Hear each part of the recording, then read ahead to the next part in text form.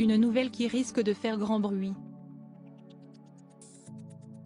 Alors que les fêtes de fin d'année approchent, Charles III devrait licencier un certain nombre d'employés clés de la défunte reine Elisabeth II au château de Windsor, dans le cadre d'une réforme radicale du personnel des résidences royales, comme l'a révélé le Mirror, vendredi 18 novembre. Une source a déclaré à nos confrères britanniques que certains membres du personnel royal seraient ainsi extrêmement inquiets pour leur avenir, craignant d'être renvoyés avant la nouvelle année, alors que le Royaume-Uni traverse une crise politico-financière d'envergure. L'initié a par la suite déclaré : « C'est une période très éprouvante.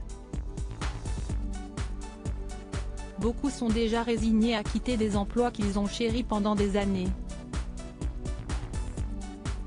Il règne un véritable sentiment de crainte parmi le personnel. »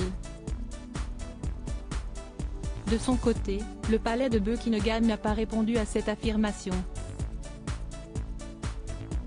Celle-ci est survenue après que le nouveau souverain a pris la décision de congédier 100 employés de Clarence House, son ancienne résidence officielle. Récemment, le spectre d'une nouvelle vague de licenciements a également plané sur le palais de Buckingham. Charles III, du prince héritier au roi d'Angleterre, revivait les grands moments de sa vie. Une vague de licenciements prévisible ? Éviter les dépenses inutiles, voici les mots employés par les proches de Charles III pour qualifier la politique du nouveau souverain. Pourtant, dans un article publié par le Time, jeudi 15 septembre, un ancien assistant royal a affirmé que les collaborateurs de l'époux de Camilla Parker Bowles savaient que leur statut pouvait changer après le décès de la reine. Chaque maison royale a ses propres conseillers de haut niveau et ils deviennent superflus lorsque le souverain est parti.